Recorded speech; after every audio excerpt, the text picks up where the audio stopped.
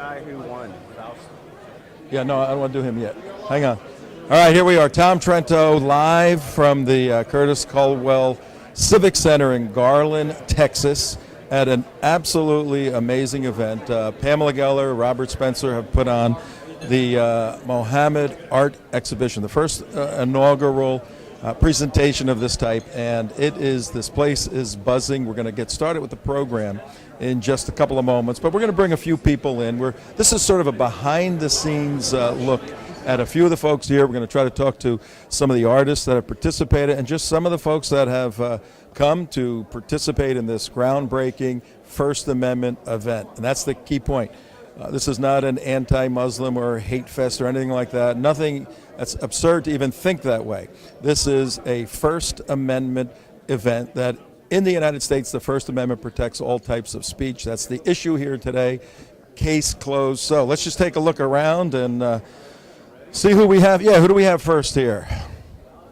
Bausch? Oh, Bausch Fawstin, how you doing? Tom Trento, good to see you. Good to see you. Why don't you introduce yourself? Sure, my name is Bausch Fawstin. I'm a cartoonist. I'm the creator of Pigman, the superhero, anti-jihad superhero, who wears pigskin leather in order to exploit the enemy's bigotry, as I like to say. The enemy's bigotry, yeah. Okay. That's good. And you traveled from overseas somewhere? Yeah, yeah. I traveled from somewhere. From somewhere. And I'm here. And you're here today. Why do you think this is such an important event? Because it's about the free speech. It's about us not being told what we can or can't do. As Americans, as free people, as Westerners, we're being told by an enemy that's at war with us that we can't draw their prophet, who they try to copy, who they try to walk in the footsteps of. They're trying to stop us from drawing a murderer and by followers who would murder us. It's a sick, twisted thing, and it has to be fought just by drawing. Now, do you draw other things too? I do. I'm a cartoonist. I draw Muhammad probably 2 dozen times. This cartoon I did because exactly for this contest. I said, okay, let me try something different. Let me draw Muhammad threatening me, and why, don't draw me. And I said, well, that's why I draw you, because you tell me I can't. But yeah, it's the infidel. I work on a comic book right now called The Infidel. It deals with jihad, and again, it's an ex-Muslim who wears pigskin leather, who ruthlessly fights jihad. His name is Frank Warner. And it's a comic book within a comic because the story is about a cartoonist who creates Pigman and the problems that he has in his own life.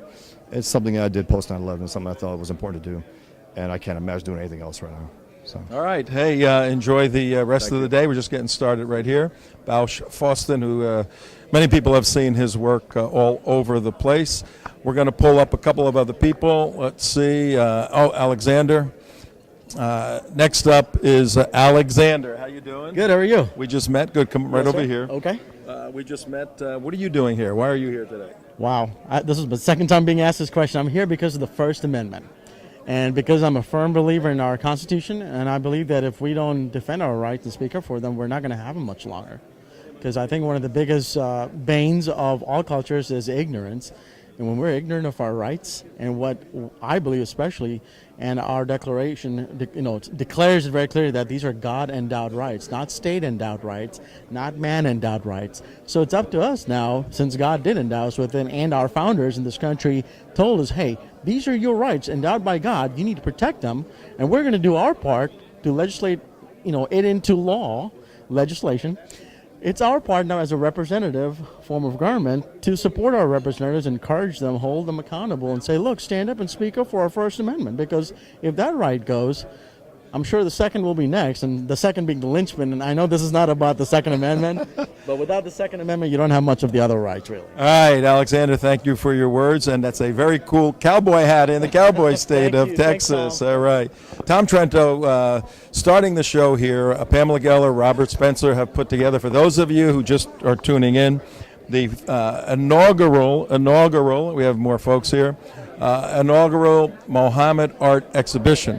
This is not just cartoons about Mohammed. It's simply getting artists, creative people, to do what they do, whether it's about Christianity or Judaism. This happens to be, the subject is Islam, Mohammed, simply growing out of the Charlie Hebdo travesty that occurred in January of this year in Paris. In fact, in this building, as you'll hear, there was a Muslim Brotherhood event in late January, Stand with the Prophet.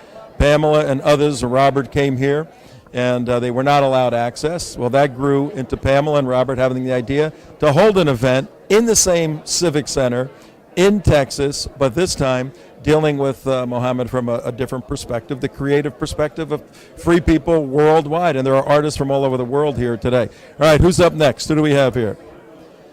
Now, if he doesn't want to be on live, this is live.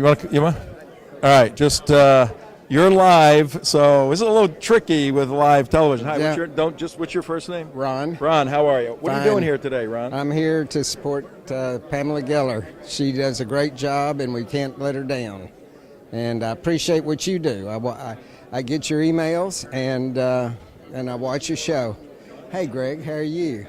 Old friends meeting here. Yeah, Well, it thank is. you. And did you have second thoughts about coming? Some people said, I don't know if I want to go. Do you have any second thoughts? I had a first thought about whether this was appropriate, and the more I thought about it, the more I thought, no, we have to support Pamela. She puts her everything on the line for what she believes in, and we support her and appreciate what she does. Thank you very, very much. Appreciate you. it. And Enjoy I the. appreciate your- Glad to what you help. do. We have a good team here. Tom Trento, the United West. We have a team here. We're live streaming the show. Behind the scenes right now, we're giving you a little bit of a inside look. Are we able to kind of pan the camera by any chance? Let you look at what's going on here. Geert Wilders will be here in just a little bit. Many of you are looking forward to hearing from him, as all of us are. We'll show you what the crowd looks like. Very sophisticated group of people in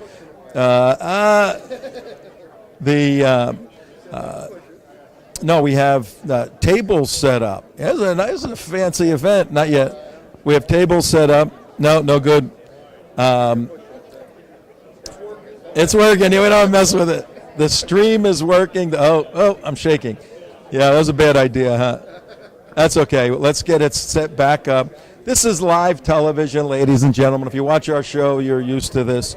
But we are here supporting Pamela Geller. This is her event, Robert Spencer, Pamela Geller. The United West is simply helping her. She needed some help in putting this together and live streaming it. That's what we're doing, and we're excited about doing it. I think we're just minutes away from starting. It's like the Academy Awards. We're minutes away from starting. Let's bring one more person up. Come on. I can't read your... That's okay. My name is Jesse Nieto. Jesse. Oh, of course, Jesse. Jesse, we're at a unique event here to support Robert and Pamela Geller. Robert Spencer, Pamela Geller. What are you doing here? I'm supporting Robert and Pamela both. I've known him for many years. Robert helped me in my fight against the government for my First and 14th Amendment of the Constitution. And if it hadn't been for him, I wouldn't have won. Him and Robert Muse. Oh, Robert Muse. Those are good. Those are two good Roberts on your side. Let me tell you, man. You got those guys on your side. Yes, sir. What do you think the message is to the free world? And you're speaking to the whole world right now. What's the message today? Freedom of speech.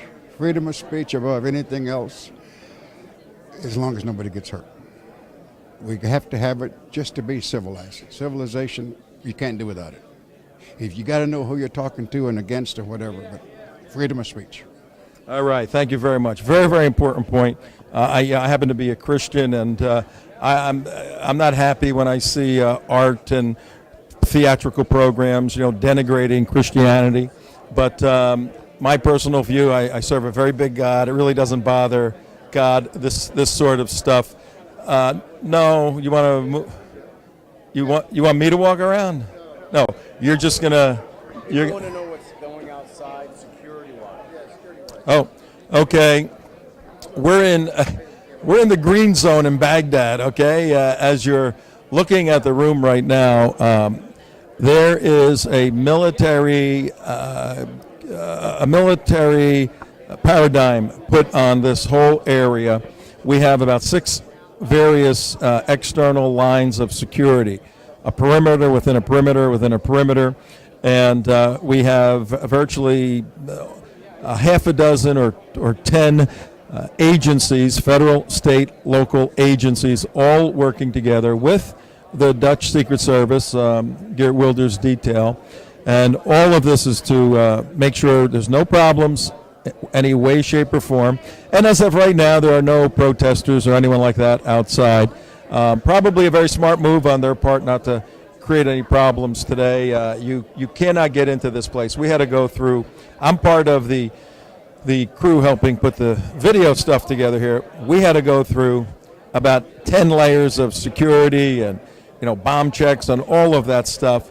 And everybody's happy that kind of security happened. It's sad that it has to happen in the first place, but it took place, and now we're ready to get things rolling over here. Problem is, ladies and gentlemen, on our live show, we have a live host in Pamela Geller, who is being inundated by press from all over the world. We're actually going to have to grab her. Where are we? Let me check something out here. Good thing I have the ability to keep talking. Good thing I can keep doing that. Yeah, somebody's going to have to go get Pamela, because we do need to start somewhat on time. We apologize for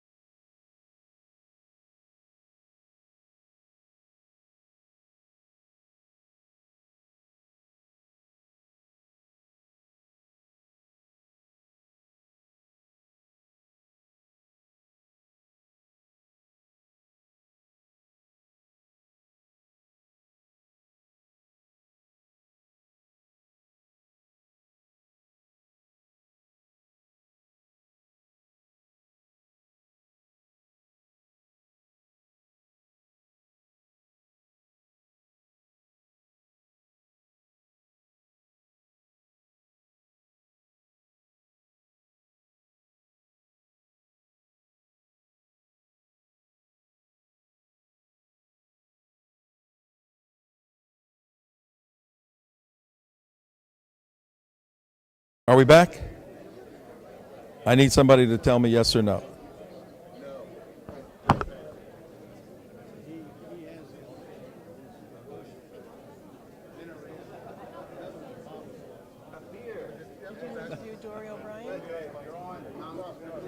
Okay, are we back? We're back.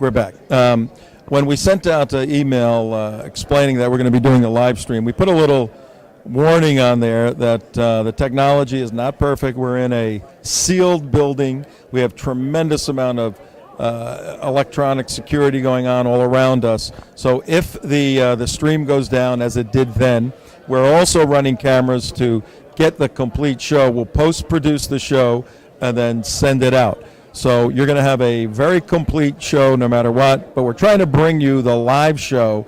But this is like doing it in the middle of a battlefield with all the obstacles.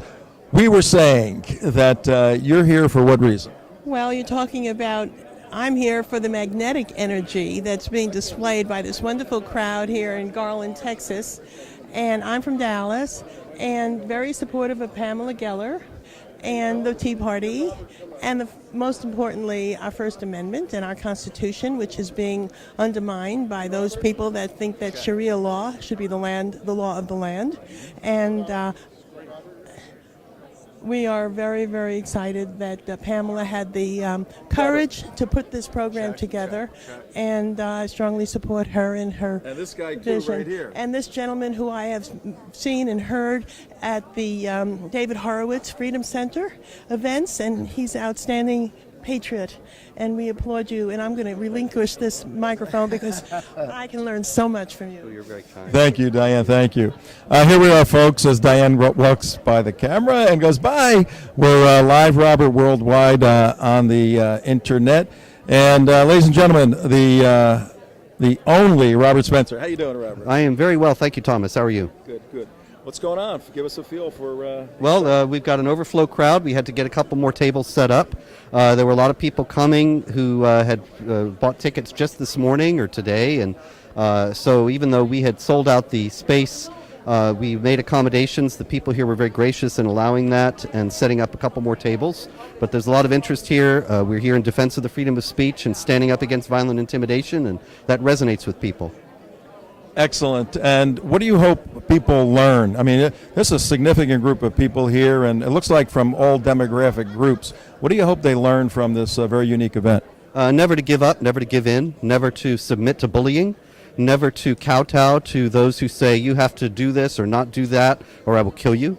It's a terrible thing that people in America today think, well, they told us they'll kill us if we draw cartoons, so we better not draw cartoons. No, that's when we have to draw cartoons, because otherwise... Was there any moments where you said, do we really want to do this? Well, you know, we are aware of the threats. We're aware of the difficulties. I mean, we have paid tens of thousands of dollars for security for this, and you saw the massive security measures that there are in place. And so we're certainly not wanting there to be an incident, and we hope there isn't one, and I think there will not be one. But the reality is that there was no way we could not do this. The more we thought about it and the more we were planning it and the more we were working on it, the more we saw it has to be done, because otherwise it's knuckling under to violence, and we can't do that. Can't do that. Well, Robert Spencer, can you go find Ms. Geller? I think we need to start. Ms. Geller's right over She's here. ready?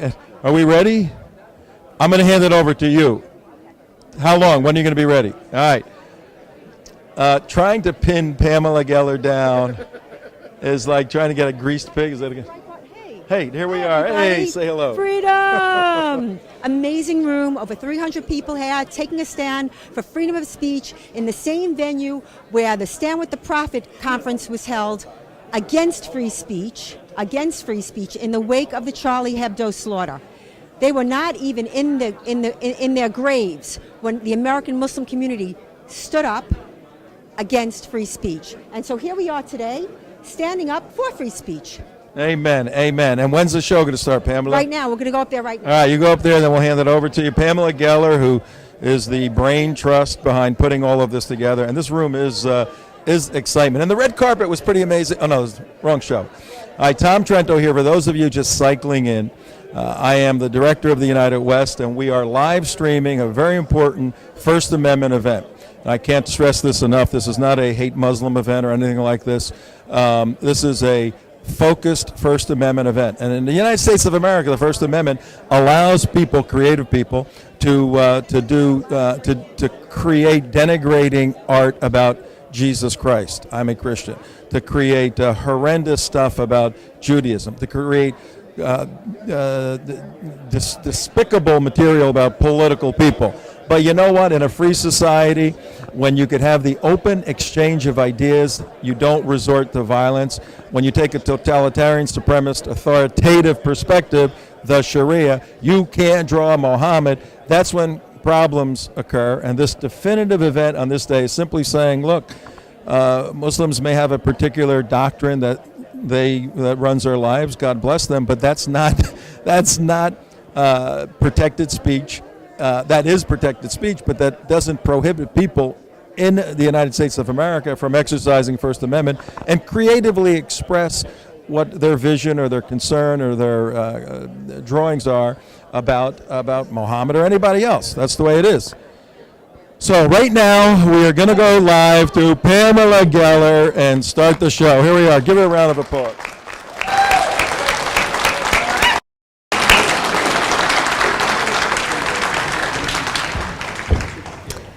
Let's get to our seats.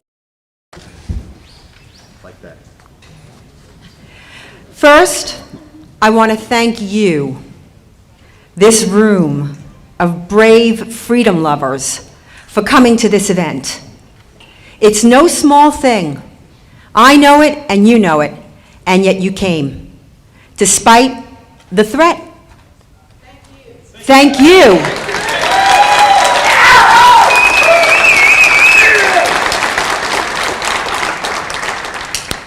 We are here for freedom. Amen. Everything else is smear. We are here for free speech. Everything else is smear. We are here for freedom of conscience. Everything else is smear.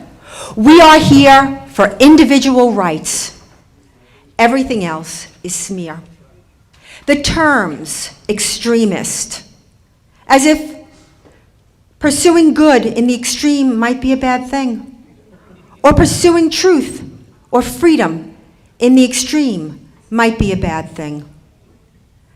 Understand that the reason why we're in this room, in this venue, on this day, is because not a week after the Charlie Hebdo jihad slaughter, American Muslim groups held a conference in this room called the Stand with the Prophet Conference against Islamophobic speech. What is Islamophobic speech? If you oppose jihad terror, you're Islamophobic. They say I'm anti-Muslim. Really? Are you telling me that all Muslims support jihad? I mean, look, I don't have to pat on the back every Muslim that doesn't want to kill me. That's my bar. We are seeing increasingly in this country an abridgment on our freedoms, and most particularly freedom of speech. And I can tell you, no society can stay free without it. Without freedom of speech, peaceful men are forced to resort to violence. As you see, this past week, another court case of mine, AFDI sued New York City, won again. Yeah.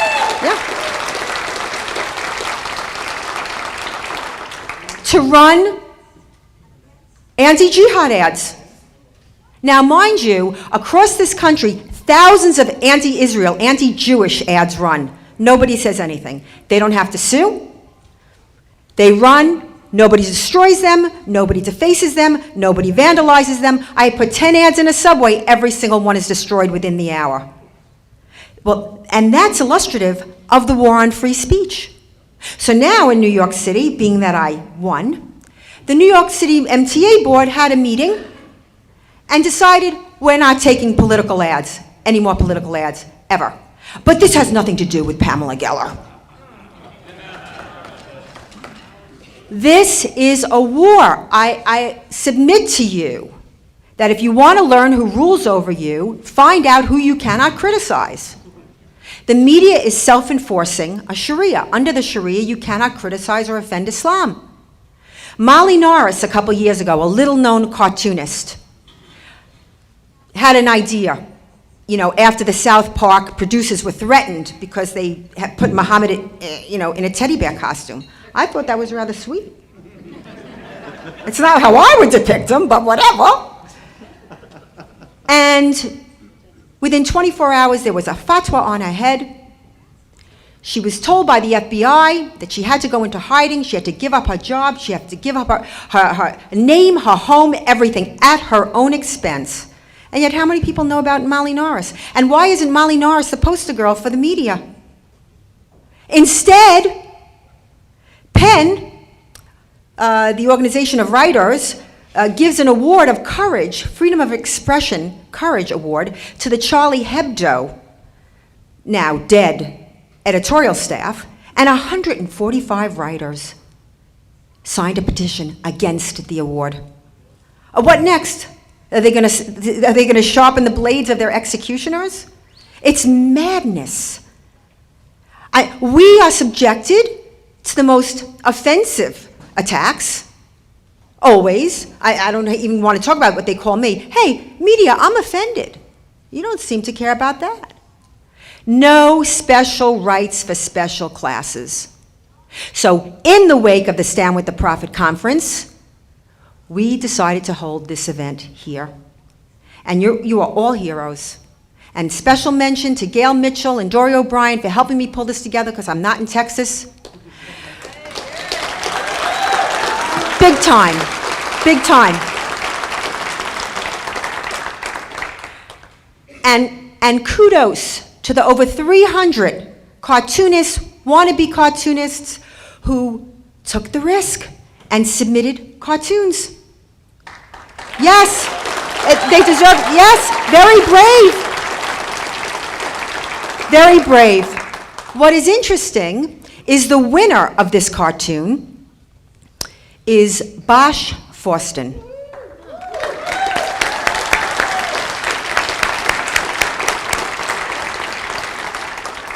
Bosch Forsten is a former Muslim cartoonist.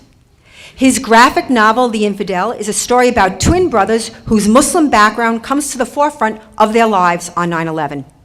One responds by creating a counter-jihad superhero, a comic book called Pigman, while the other surrenders to Islam.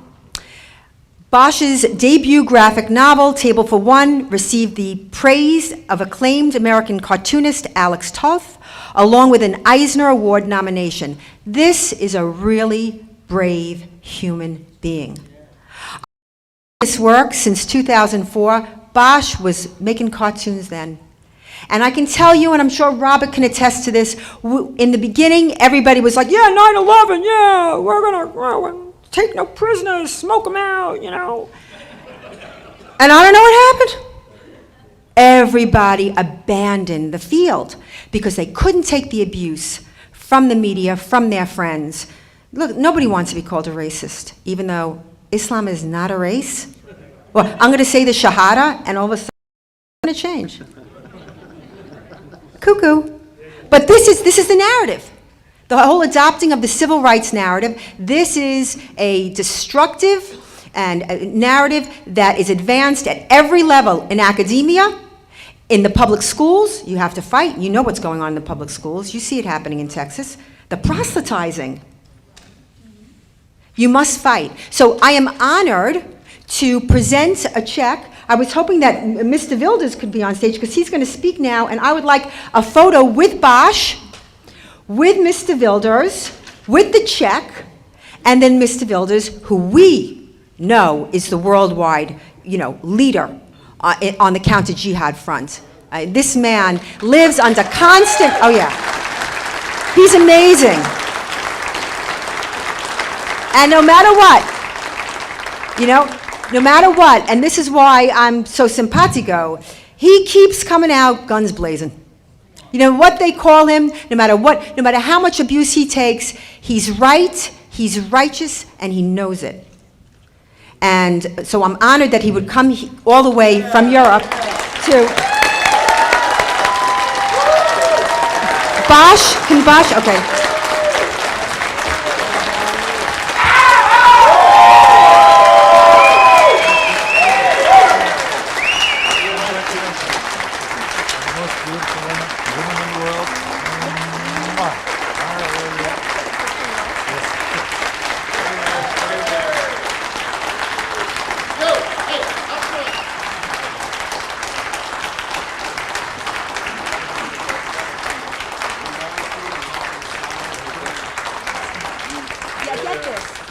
This is the money shot. Yeah. This is the money. Literally. This is just so that you know, Bosch not only won the People's Choice Award, which was on Breitbart, on my site, on Jihad Watch, he also won our award, the Judges Award, and that's why the check is not for $10,000, but for $12,500. He won them both.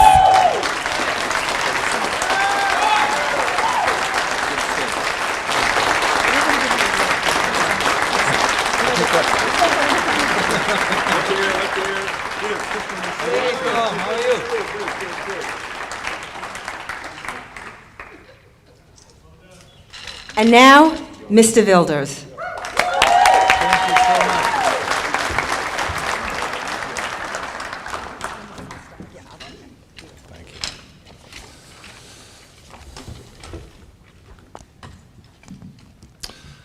My dear friends,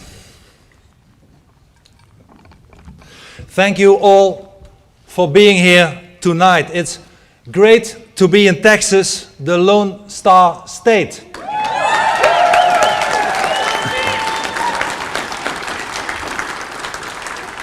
The one star in the Texan flag represents all the free Western world needs today. Defiance, pride, and independence. Thank you, Texas.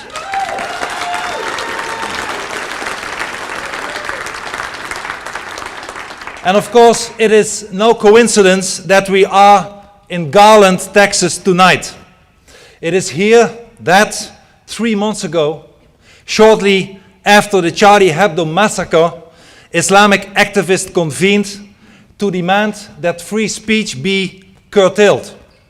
They want to prohibit cartoons, books, and films which they found insulting.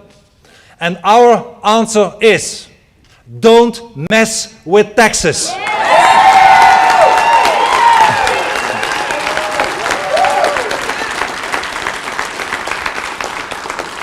Don't mess with the Free West and don't mess with our freedom of speech. My friends, allow me to thank Pamela Geller for organizing this exhibition.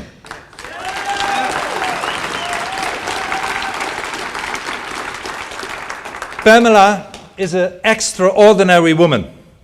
I only have a few heroes in my life, but Pamela is certainly one of them. Let us give her a big applause. Thank you, Pamela.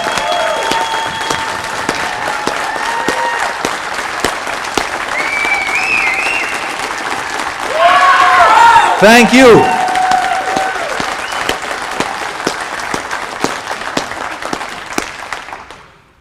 My friends, actually, you are all winners.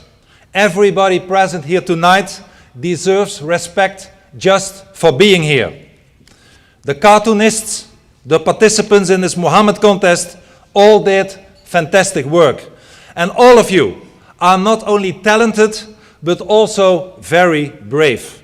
For Islam has put a death sentence on depicting Muhammad. But this has not frightened you. And even if it did, it has not stopped you. Because you believe in the freedom of speech, and I applaud you for that.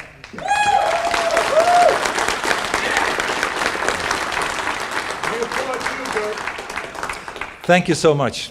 However, there can only be one winner of the contest, and that is, as you already know, Bosch Forsten.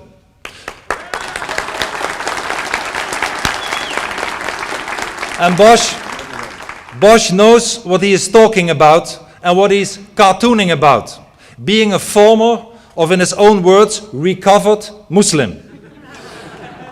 I know the fantastic word of Bosch, who, by the way, also created the anti-jihad superhero Pigman. I already know him for his work for many years, and I want to congratulate him, not only for his brave and excellent work, but also for winning the contest today. Congratulations, Bosch. Your statement, my statement, the statement of every single person present in this room here tonight is very clear. We will never allow barbarism. We will never allow Islam to rob us of our freedom of speech. Never.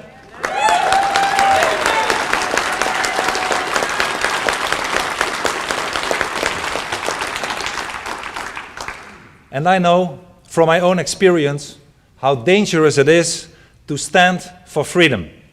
I know how dangerous it is to speak the truth about Islam. I am on death lists from Al-Qaeda, from the Pakistani Taliban, from terrorists from the Islamic State only because I tell people the truth about Islam. And the truth is, my dear friends, that Islam has declared war on us, on our Judeo-Christian civilization. Islam wants to rob us of our freedoms and liberties. And let me tell you, Islam and freedom are totally incompatible. I'm a politician, but cartoonists, like my good friends, the Danish cartoonist Kurt Westergaard, the Swedish artist Lars Vilks, are also on death list. Both have already been the victims of murder attempts. And another man on this Al-Qaeda list was the cartoonist Charb, editor of the French magazine Charlie Hebdo. And as we all know, he and 9 of his colleagues were murdered last January in Paris by followers of the religion of hate. According to Sharia law, they were all guilty of the same crime. The crime of depicting Muhammad, the crime of defaming the so-called Prophet of Islam, a crime punishable by death by the religion of death. And in order to show them that we will not have Islam dictate the law, we are here with an exhibition of Muhammad cartoons. We are here in defiance of Islam. We are here to defend our rights and stand for freedom of speech. That is our duty today.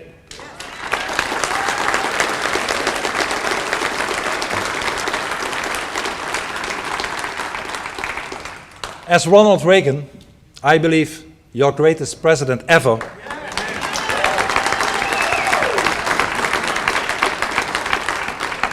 as Ronald Reagan said, freedom is never more than one generation away from extinction. We didn't pass it to our children in the bloodstream. It must be fought for, protected, and handed on for them to do the same.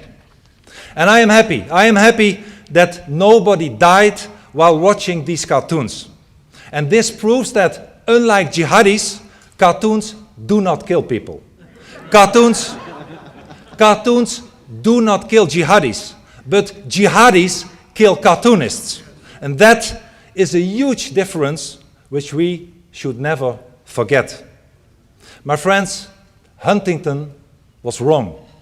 It is not a clash between civilization, it's a clash between a civilization and pure barbarism. That is what we are dealing with.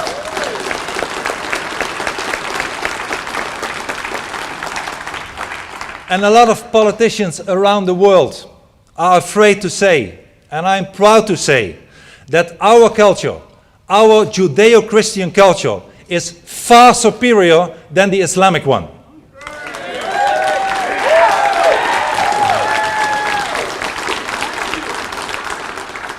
I can give you 1,000,000 reasons, but here is an important one. We have got humor, and they don't. There really is no humor in Islam. And in 1979, Ayatollah Khomeini devoted an entire radio broadcast to this topic. Allah did not create man so that he could have fun, the Ayatollah said. There are no jokes in Islam, he said on the radio address. There is no humor and no fun in Islam. And for once, the Ayatollah was right. Islam does not allow free speech, because free speech shows how evil and wrong Islam is. And Islam does not allow humor, because humor shows how foolish and ridiculous it really is. My friends, you are extremely fortunate to live in America, because you have a First Amendment. In Europe, it's not just the jihadis who go after you. The authorities do so too. In the Netherlands, I have been dragged to court on hate speech charges for speaking the truth about Islam. I was acquitted, but now the authorities want to prosecute me again. And we, the people who criticize Islam, are harassed. But the sympathizers of the Islamic State, they are left in peace. Last summer, they took the streets in my hometown of The Hague. They carried even swastikas. They carried black ISIS flags. They shouted, "Death to the Jews." And you know what? The authorities did nothing.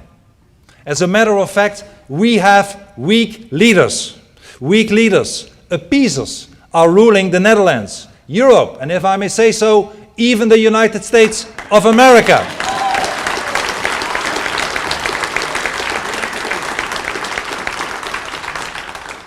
And we have to turn the tide. And we will turn the tide. New leadership is what we need to defend our freedom of speech and resist the ongoing Islamization of the West. Today, many of our Western leaders want us to shut up. When we tell the truth about Islam, they call it Islamophobia. When cartoonists make drawings of Muhammad, they are accused of provoking people. A few years ago, in my country, the Netherlands, the police even raided a house of a cartoonist. And in his address to the United Nations in 2012, your own President Obama said, and I quote, the future must not belong to those who slander the Prophet of Islam. But we say the future must not belong to the Islam. Do you hear it, Mr. Obama? We say no to Islam.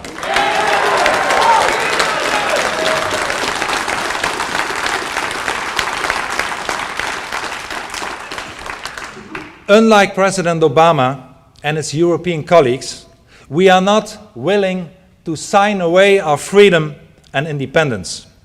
The day we give away humor and freedom of speech is the day that we cease to exist as a free and independent people. And that day, I promise you, with your help, that day will never come. And that is what this exhibition is all about.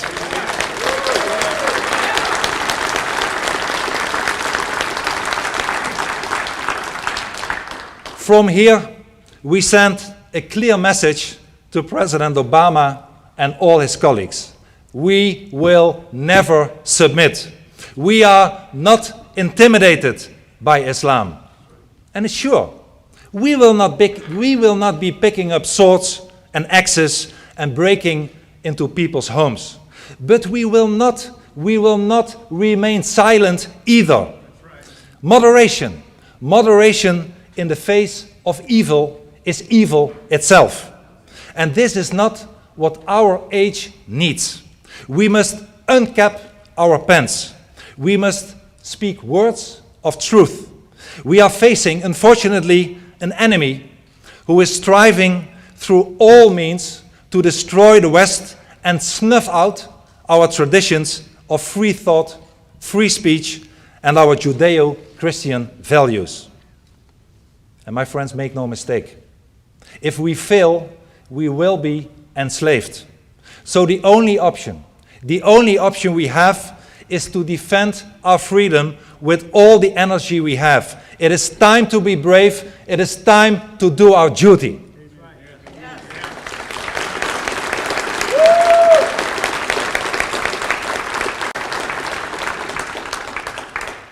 So instead of giving in to fear and adopt the Islamic taboo on depicting Muhammad, I propose that we draw another conclusion.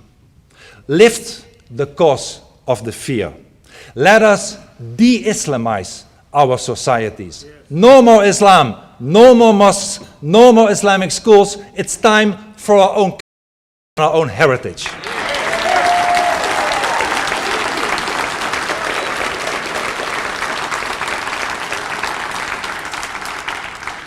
Let us liberate ourselves from this tyranny.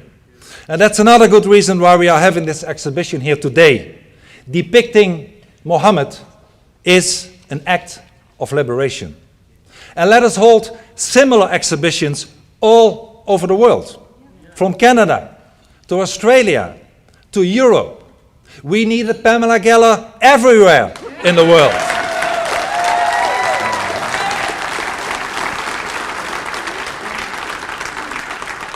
I invite all the cartoonists to come to the Netherlands with this exhibition. I will help you exhibit these cartoons in the Dutch Parliament building.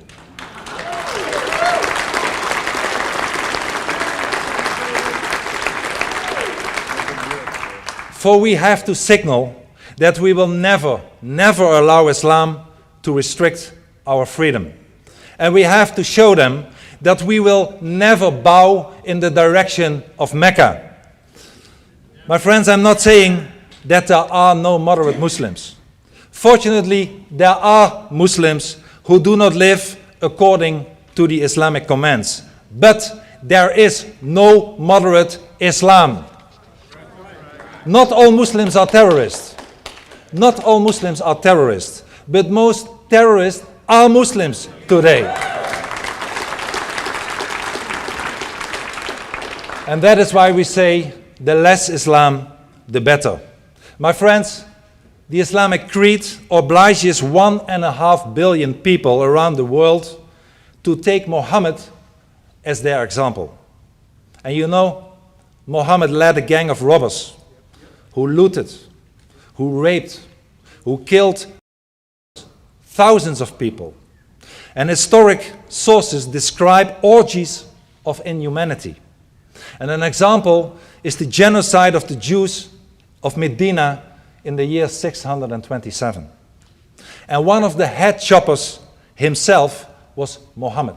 Muhammad himself, confronted with the lunacy of the Islamic terrorists that we see today on our television screens. Every day, it is not hard to find out whom they get their inspiration from. It was Muhammad who, as a matter of fact, and we have to be honest and tell the truth, was a warlord, a murderer, and a pedophile.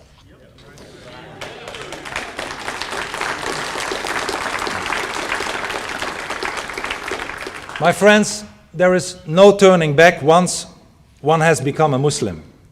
For even though Article 18 of the Universal Declaration of Human Rights states that every person has the right to change his religion of belief, in Islam there is only the death penalty for leaving the faith. So let us expose Muhammad. Let us show the world what Islam truly is. Let us support Muslims like Bosch, who wish to leave Islam and liberate themselves from the fear.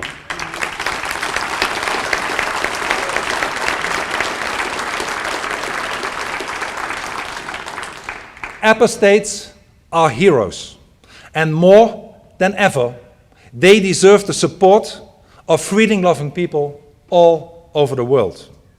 Muhammad fought and terrorized people with the sword. Today, here in Garland, we fight Muhammad and his followers with the pen. And the pen, the drawings, will prove mightier than the sword.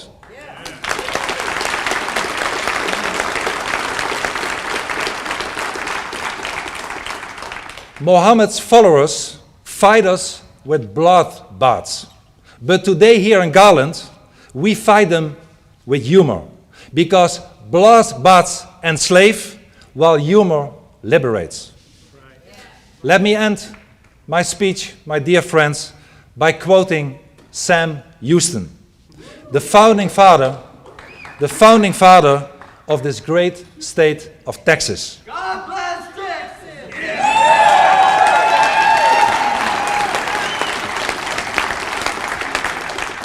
Sam Houston said, Texas has yet to learn submission to any oppression, come from what source it may.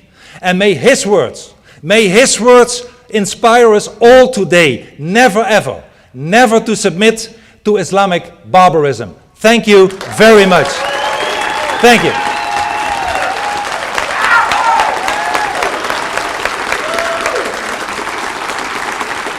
Thank you so much.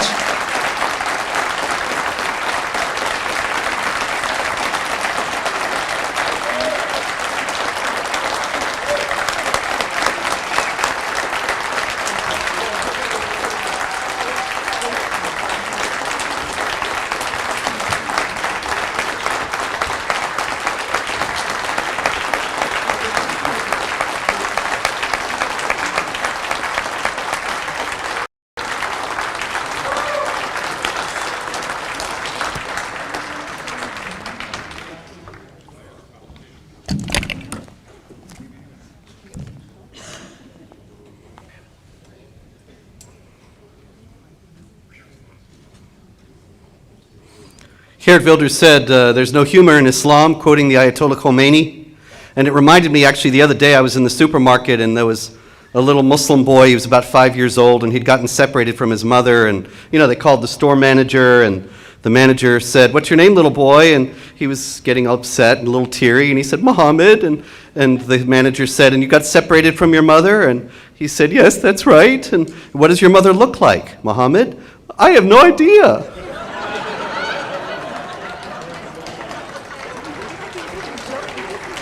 So we'll be here all night.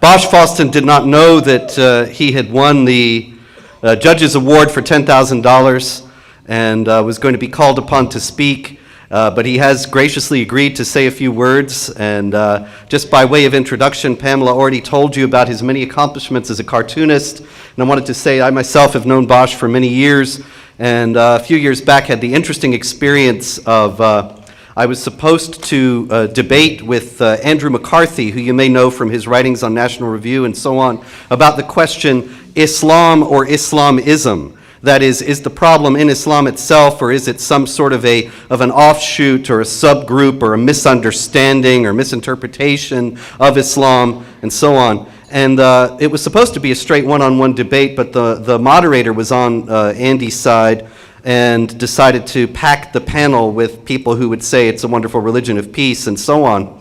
And this was at a David Horowitz Freedom Center event, and David Horowitz very wisely saw what was going on and gave me Bosch on my side to argue for the fact that there's deep trouble within Islam itself, within the core teachings of the Quran and Muhammad, which Bosch is very familiar with, of course, having been born into a Muslim family and raised a Muslim.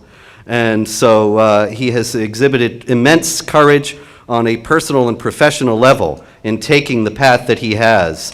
And we all owe him a debt of gratitude in the sense that he is an exemplar for all of us in manifesting the courage that we all need to have. And so let's give a warm welcome to our prize winner, Bosch Fawston.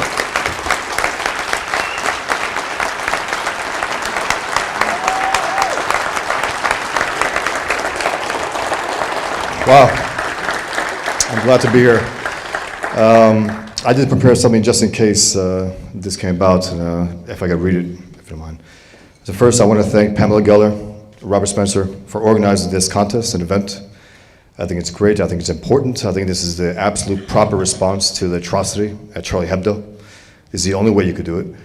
And you know, they tell the truth about Islam and jihad every single day. I'm a cartoonist, I have a blog, I do every so often, I have a comic book series that I do, but I don't do it every day.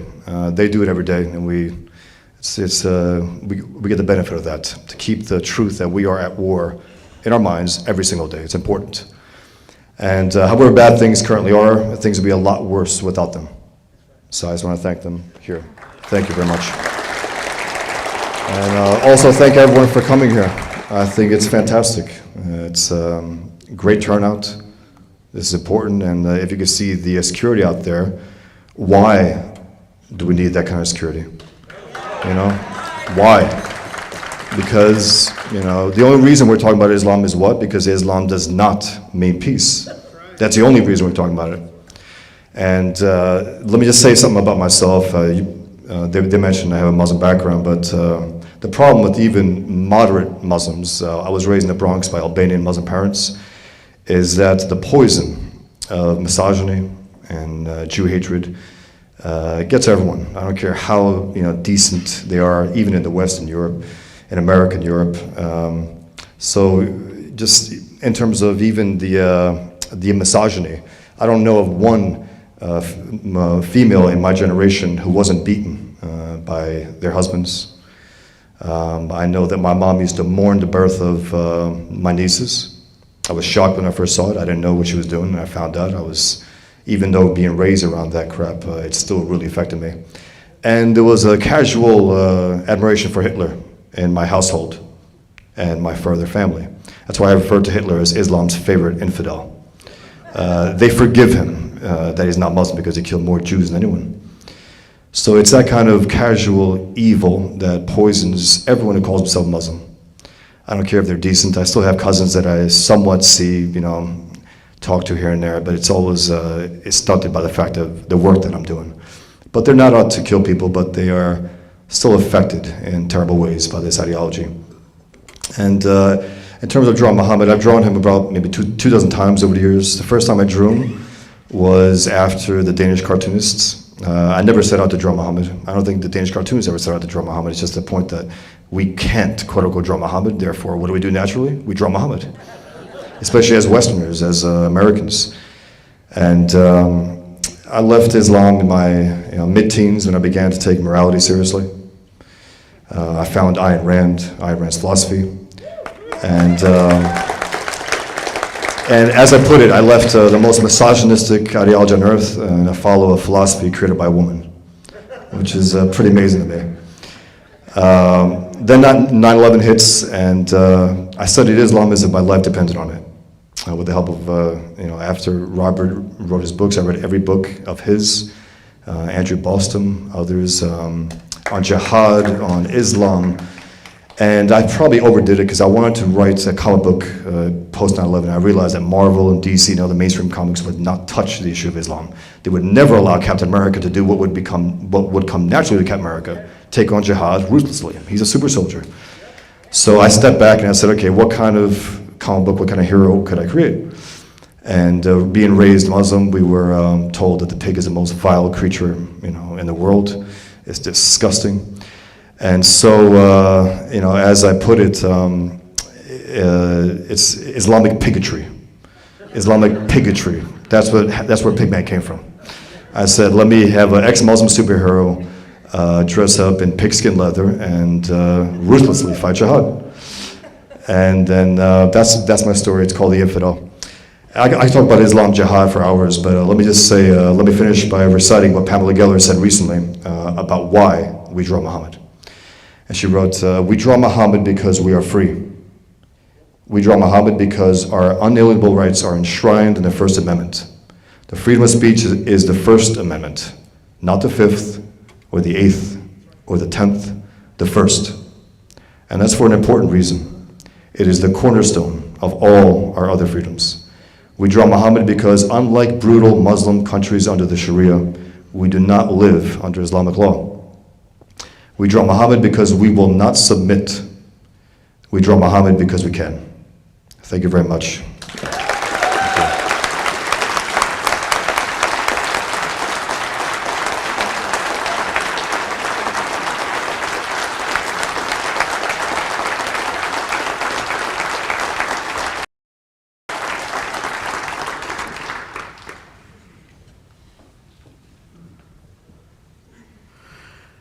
Geert Wilders mentioned that the PEN, a writers association that was founded in order to defend the freedom of expression, is giving an award to the Charlie Hebdo cartoonists. Pamela spoke about this as well. And that the 145 of the members of PEN, including some very prominent writers, Joyce Carol Oates, who you may have heard of, and some others, have pulled out because they say that this is manifesting cultural arrogance. They said that the French manifested cultural arrogance in drawing Muhammad and allowing Charlie Hebdo to draw Muhammad. They don't seem concerned about the cultural arrogance of the assassins who murdered these cartoonists in the name of a blasphemy law that the cartoonists did not hold. They didn't care about that imposition of one culture over another. They only cared that the French were following their own long tradition of free expression. Now, that's a terrible thing for an organization that's designed to defend the freedom of expression. It's a terrible dissent, and it bespeaks a dissent in our whole culture in general. You will see around the room, you probably have already noticed as you were coming in, that we have some of the entries into the cartoon contest blown up, and we also have interspersed some historical images of Muhammad. Now, it's very noteworthy. Take a look as you're going out this evening. Take a look at some of these because you'll find them very interesting. Some of them are ancient Persian images made by Muslims. And nobody got killed. Nobody got death threats. Nobody was called a racist. They depict Muhammad cursing women in hell. They depict Muhammad beheading the Qurayza Jews, of which he massacred between 600 and 900, according to his earliest biographer. These are depictions by Muslims of Muhammad. Some of them you'll see his face is covered, but in some of them he's just depicted as he is in the cartoons that are more contemporary. Even more important, there are some images you will find from earlier centuries in the West, when we did have more cultural confidence. Dante Alighieri, the author of the Divine Comedy, it's a three-part allegory, one of the greatest poems in Western civilization, the great Italian poem, and he goes into hell, and then into purgatory, and then into heaven. And in hell, he meets all these people who've been damned to hell. One of them is Muhammad, because Dante was a Christian, and he viewed Muhammad as somebody who had tried to turn people away from the true faith and was thus condemned. His depiction of Muhammad in hell was made into a fresco which is on the wall of a church in Italy. It's been there for centuries. Now it's under armed guard. It was never under armed guard in the 17th century, the 18th century, the 19th century, only now. Why is that? Because now Muslims are, in first place, much more present in the West than they were, but they're a much more aggressive presence in the West, and that is an aggression fueled in large part by our own cultural weakness.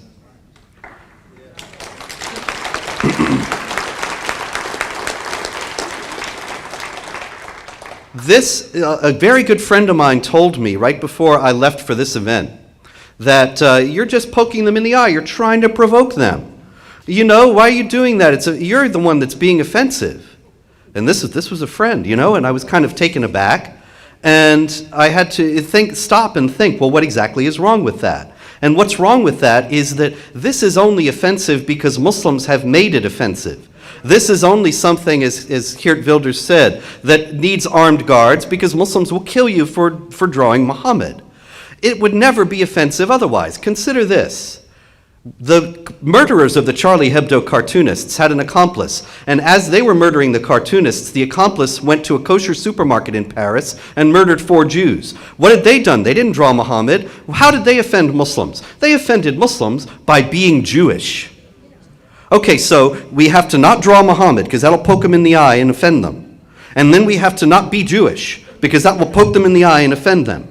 And then what? Okay, I guess pork and alcohol are right out. Okay, and then what? Take humor, yes, and the Islamic State. The Islamic State is beheading people and taking sex slaves and subjugating the Christians under the hegemony of the Islamic law, and they're doing it all on the basis of Quranic directives, and so that's all Islamic. So I guess we can't say a word about that, because that would poke them in the eye and offend Muslims. And you see, step by step, we're ending up going in the direction of accepting Islamic law. And every Western media outlet that refused to publish the Muhammad cartoons was accepting Islamic blasphemy law.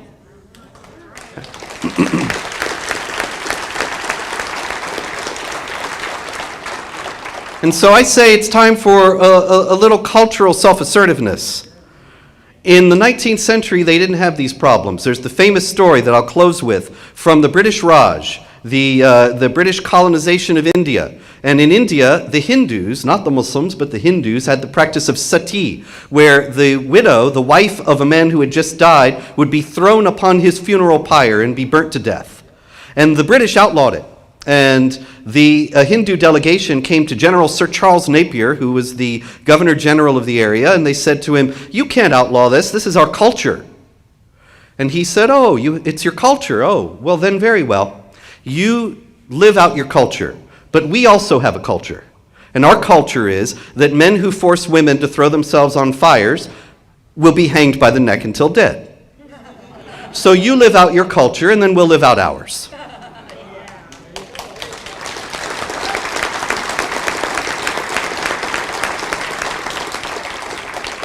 In the West, we should be saying exactly that. Yeah, okay, you're going to kill for people who draw Muhammad, then we will protect people who draw Muhammad. And we will hunt you down and kill you for trying to kill people for drawing Muhammad.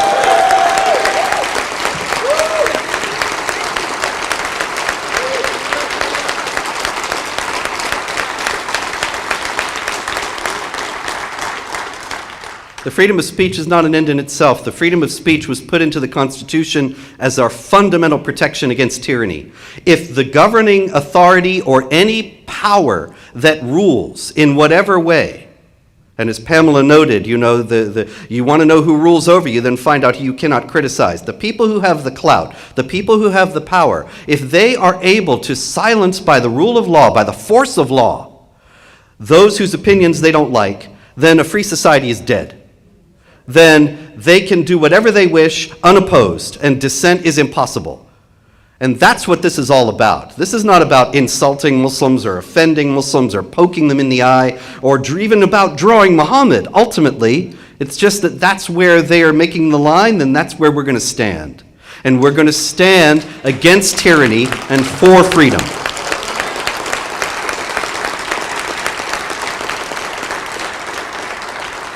And so thank you so much for coming, and I will turn the proceedings over to Pamela to close the night's event.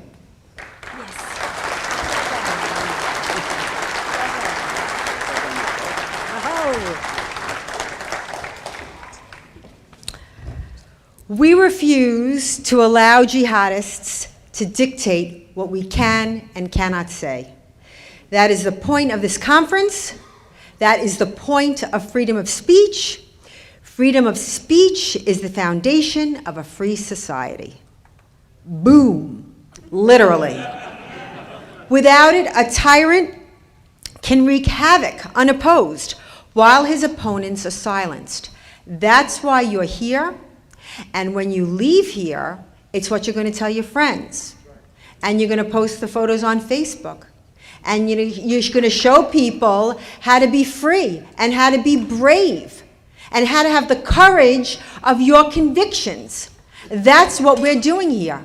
Every newspaper that refused to run the Hebdo cartoons had blood on their hands.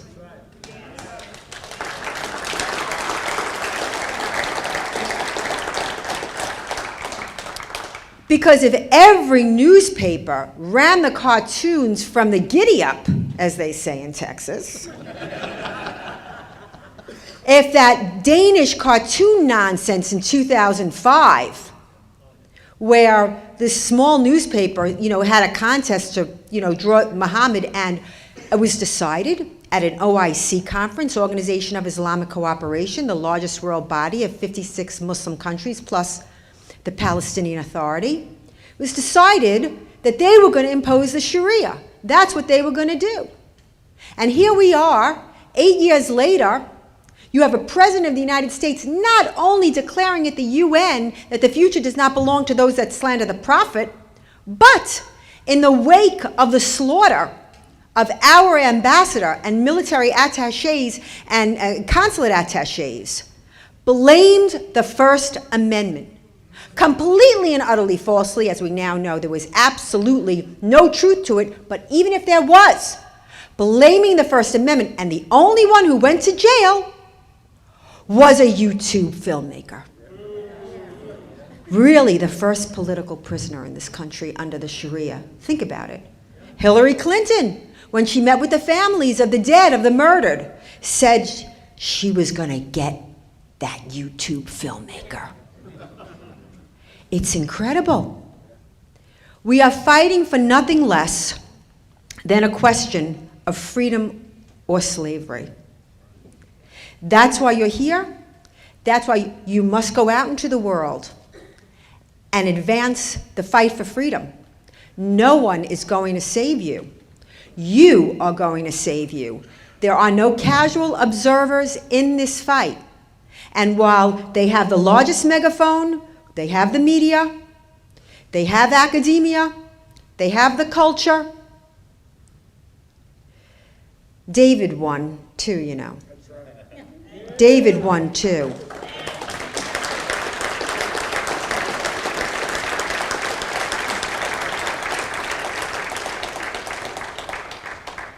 It is the future. It is, look, just the way we revered our grandparents and parents who fought and died in fighting the evil of Nazism. Our children and our grandchildren will despise us for leaving them held hostage by the most extreme and radical ideology on the face of the earth. We must stand up. And if history has taught us anything, it's that small groups, small movements can become huge intellectual movements. We need a revolution of the mind. We're right, we're righteous, do not back down, never give up, never give in. Take this meeting with you right here and go to work. Thank you, ladies and gentlemen, for coming. God bless you. God bless you all.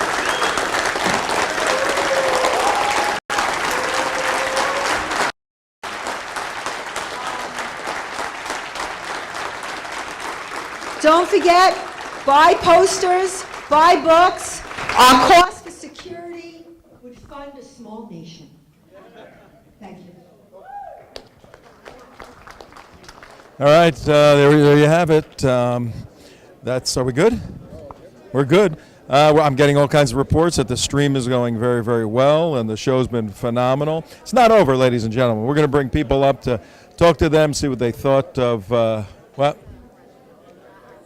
So yeah, see what they thought of the event. Mr. Wilders had to go catch an airplane, so he had to take off, and his guys got him out of there. But we are going to try to get some of the folks who were participating in, summing it up for those of you just coming on the air with us. Tom Trento, director of the United West, at the inaugural Mohammed Art Exhibition here in Garland, Texas, the same exact location back in January where the Muslim Brotherhood had a Brotherhood event called Stand With the Prophet right after the Charlie Hebdo massacre in Paris. Pamela and Robert had the idea of taking a stand for free speech, sort of in recognition of those cartoonists who gave their lives for free speech.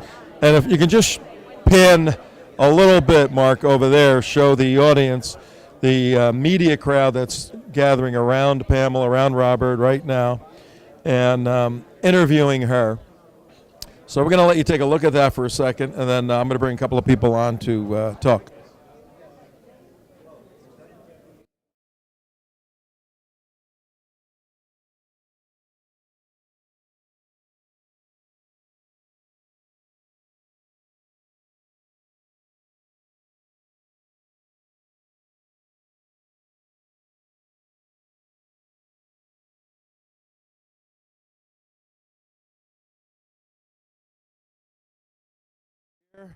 You from Texas? I am. Okay.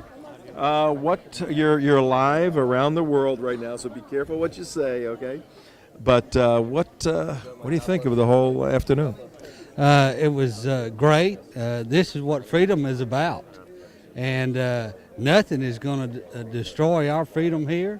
And you see around the room, this is a small part of people that's willing to stand up, and I know hundreds of them that are going to stand up against this evilness, and this is a great start here, and I think people in America are starting to wake up. So anyway, don't mess with Texas. That's going to be a start. All right. Thank you very much for being here, Bob. Come on in, live free. How you doing? Pretty good, sir. So you're live around the world right now. What are your thoughts on Mr. Wilders and Pamela and Robert and this whole event? Very intelligent, great people. And it brings a great light to I hope that everyone watching can realize what a joke Islam really is and how much free speech as well as freedom of drawing and all that, how important it is for human beings to be able to express themselves freely. And that's what makes America great too, especially Texas. Especially Texas. The other side tries to position what we're doing now as, a hate event, and we hate Muslims and all of that. Well, I'm a Christian, and I don't hate Muslims. I wish that they didn't go into the ideology, because it went back to Abraham with Isaac, and way back then. Muhammad came a lot after. But anyone to treat women where their property, don't really care about what's really going on, that's sad in its own aspect. As well as the wise men who came and saw Jesus Christ, they were Muslim. And they said to Jesus that he was the true Son of God. So they should take a look at themselves and realize what the right, true word is. Yeah, well, thank you very, very much My for pleasure, your sir. concern. You take And care. God bless Texas. All right, absolutely. Hello, come on in. How are you? How are you? You are live around the world now, so all right, don't say. Okay. I knew you wouldn't. You just spent a couple of hours listening to Pamela Geller, Robert Spencer, Geert Wilders. What is your takeaway when you leave here? What's going through your head? I feel very inspired, and I feel very thankful.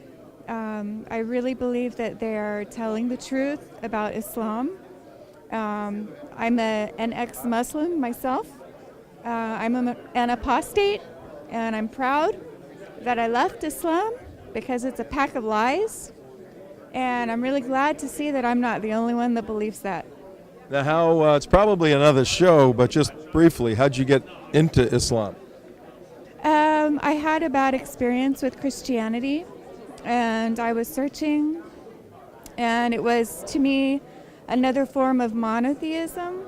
So I went to a mosque, and I just walked in, and I started going to classes, and I had no intention of converting, but I kept going, and one day I took the Shahada, and I became a Muslim on that day, and it lasted for a while, but actually, I'm an author. I've written a book about my experience. Oh, really? Yes, my name is K.M. Lessing. Would you like to tell everybody about the book? It's called God Has Failed Me. That's the first book, and it tells my story, how I lost my faith in a Christian God, how I was searching, how I went to a mosque, and how I became involved with an imam who was married. It's a true story, by the way. Live television. He lied to me. He told me that he was single and that he Okay. We're getting into the story here. This does it sounds like a soap opera we're getting into. How can people get your book if they want to follow up with that? My website is kmlessing.com. It has my story, how I converted to Islam, how I was involved with a married imam who's in Hezbollah. How could they get it? Because we got people lined up behind Oh, me. yes, on the website, kmlessing.com, or on Amazon. My books are by kmlessing.com, and it tells how I became an apostate. All right, thank you Thank very, you so very much. much. I want to read it. I want to read the book. We'll get around the show for a show. Hello, how are you? You were working outside, weren't you? Yes, I was. Why are you here today? You could be anywhere, and you're in Texas helping out with this program. What's that all about? Well, I'm really committed to the cause of freedom. I will not submit. I don't want my children or grandchildren to submit, and nor do I want that for the rest of the people who want to live free and independent lives. I don't agree at all with Sharia law. We don't live under Sharia law. In a similar fashion, there's Jewish law, there's Christian law, and nobody's attempting to impose that on a national level. We have independent law. Who? Okay, shots just got fired. We don't know that for a fact. Okay, We don't know that. then I think I better wrap it up my own self. Yeah. We do have. Get the camera, Mark. We have a little situation here. The security people are running like crazy outside. Somebody said we have no idea. Shots fired outside. We have no idea. We're looking right now. What's going on? Tom Trento here. We have a little situation developing live right now. It is, we're in Garland, Texas at the Curtis Colwell Center, 652 in the afternoon, and commotion just broke out in the facility here, and the police and the SWAT teams with their M4 machine guns. Who said shots fired? We're trying to get, we need to have somebody get facts here. Mark was just outside. He's coming back in. We're going to check. Tom Trento here at the Curtis Caldwell Civic Center.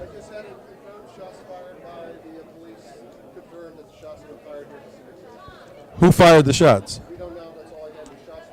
Okay, we do have a confirmation that the police, well, you got that confirmation from whom? Okay, stuff like this is always very confusing, folks. I don't want to get anybody all crazy here, but one of our guys just spoke to a police officer. He confirmed shots fired outside. Nobody's in. Now they sealed the building. We're not allowed to go outside the building. So this is we're going to check this out. Can we get anybody to go see what's going on out at the windows? If we can get, hey Damon, come here. All right, we'll continue the interviews. See what you can get on this story. Push it as far as you can to get outside. It was confirmed by one of our guys who spoke with a police officer that shots were fired. We don't know what that means, okay? I mean, we have no idea what that means, but we're not allowed to get out of the building right now, so something's going on. We'll let you know, but we'll continue the show here and bring folks on as soon as we figure out what's going on out there. We will let you know. Hey, never a dull time here, the United West, broadcasting live, Pamela Geller, Robert Spencer's inaugural Muslim art exhibition. And people have been asking us, are we going to show the cartoons? Our system now, somebody's running here to tell me something. We are not allowed to leave this space. Shots have been fired, and there is an injury, and that's as much as we know right now.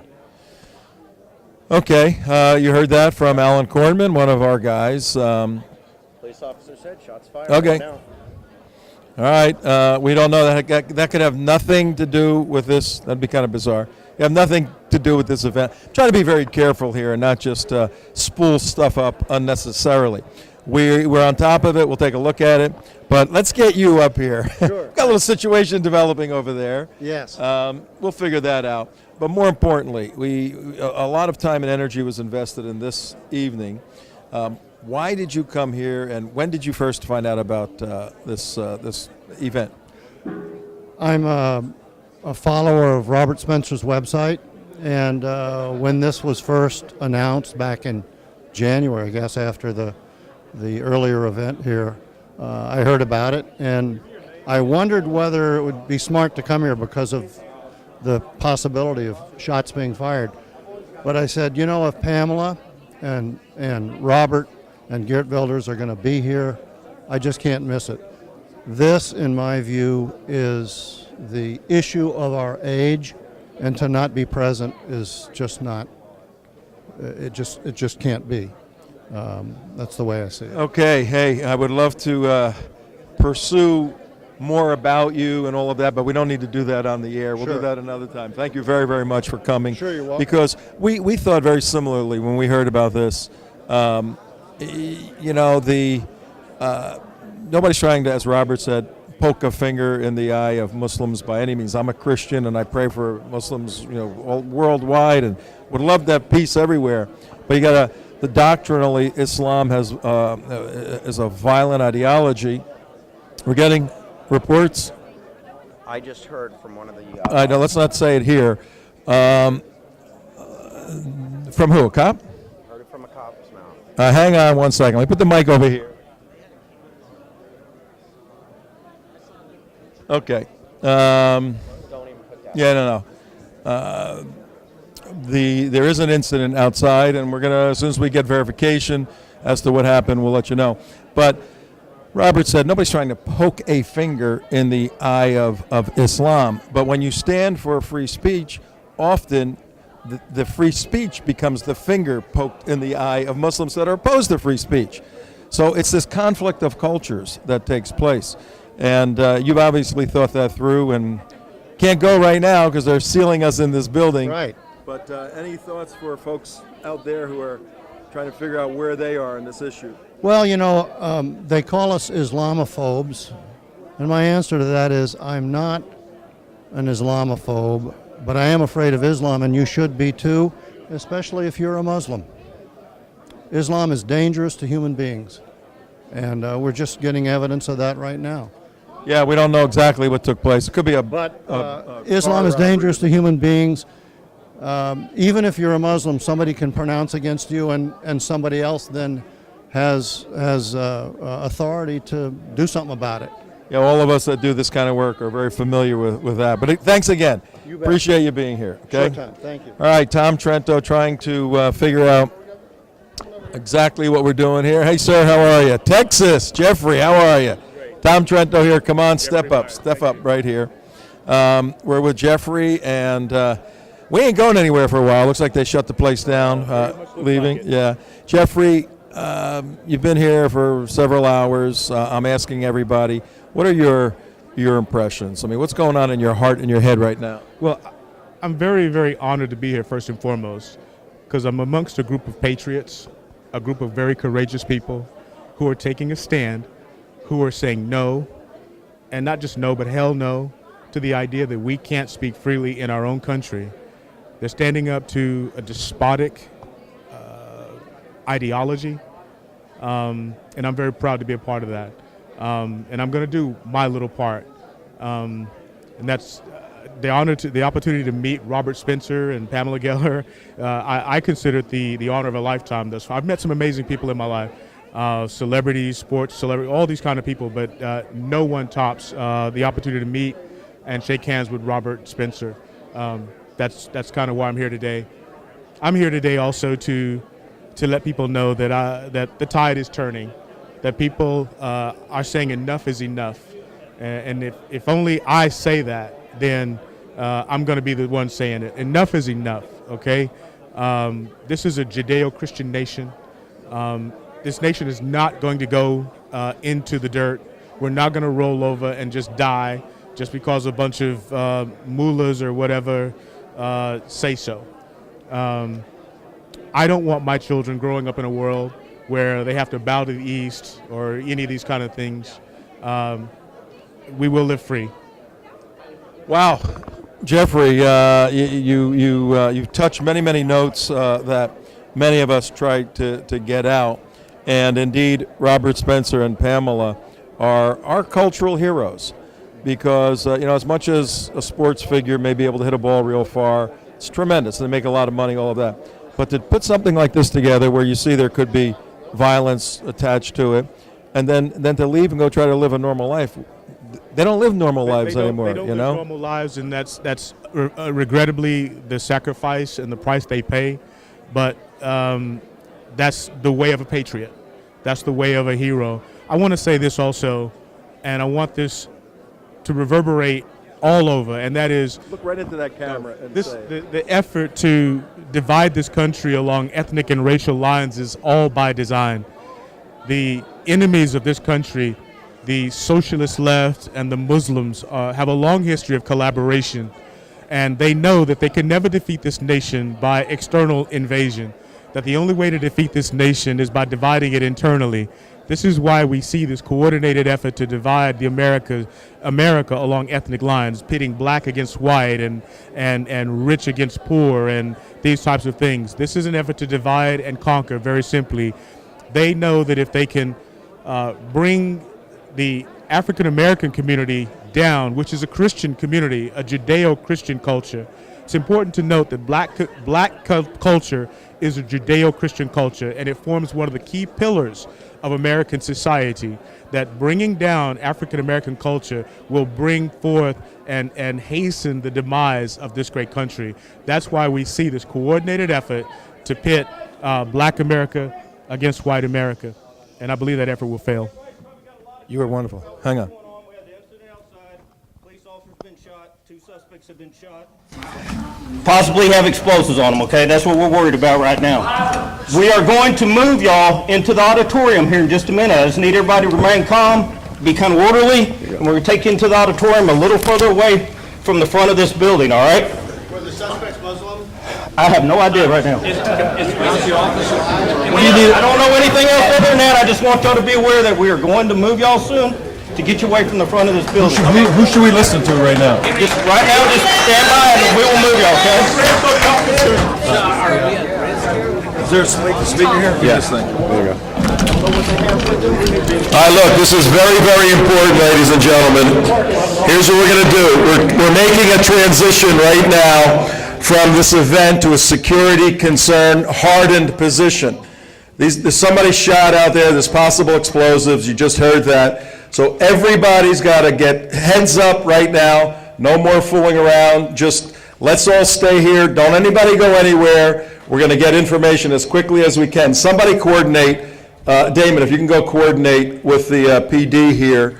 We'll stay in this room, somebody's got to give us some direction. You want everybody right here right now? All right, we're going to stay right here. Everything's cool. Nobody's in trouble. Everything's fine. Just relax. Talk among yourselves, but don't drift off. Don't try to be a hero, and don't try to do anything stupid right now. Just maintain your composure.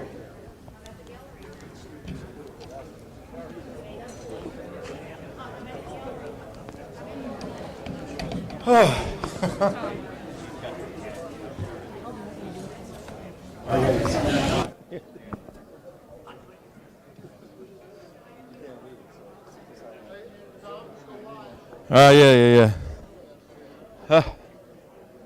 Okay. Another day at the office. Yeah. Tom Trento here. It is. We'll give you an update on what's happening. 7:04 right now, Central Time. 8:04. The SWAT team leader. Very interesting that he came in and gave everybody a heads up as to what's going on. But the police officer was shot. Looks like two suspects were shot. And by the words of the police officer, we don't want to escalate or elevate anything in any absurd fashion.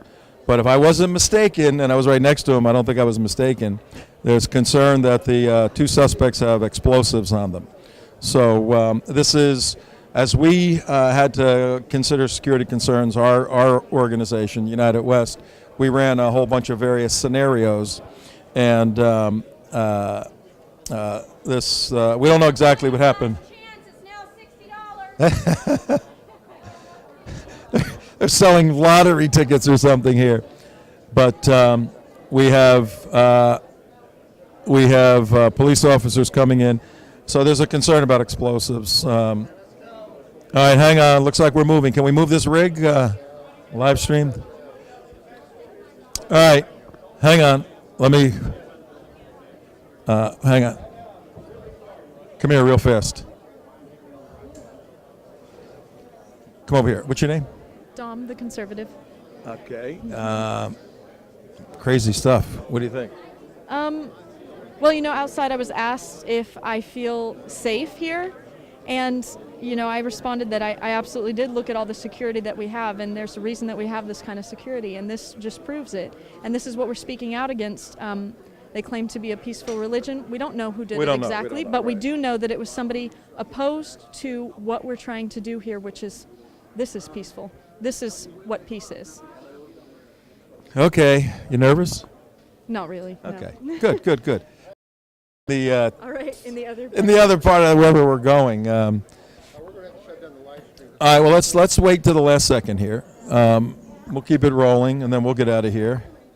All right. Let's take a shot of this, of them leaving. Pick the whole thing up. Here's Tom Trento reporting around 10 minutes after 7 Central Time. You're looking at the crowd now being moved by the PD and the various agencies into a more secure part of the building. And for those of you just tuning in right now, we have a confirmed report by the PD that there was a shooting and a police officer was injured and two suspects were injured. And right now the PD's concern is explosives on the two suspects who have been injured. That's tricky. If they're down and they're wearing any sort of gear, belts, or if they have pipe bombs or anything like that, now the bomb squad has to come in, and we could be here for a while, gentlemen, but we're all moving into there. We're probably going to have to. We got to clear out of the room. Yeah, we're probably going to have to shut this down You know, everybody's going, no, we want to see what's going on. Is there any way to carry this? You know what we'll do? Let's do this. All right. All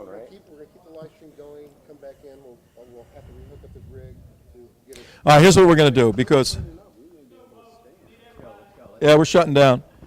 All right, what we're going to do is we're going to shut down. We're being yelled at now. We're going to try to come back on in a little while, just check back, and as soon as we can, we'll stream from wherever the heck we're going. Okay. All right, we're signing off. We're going to throw it out.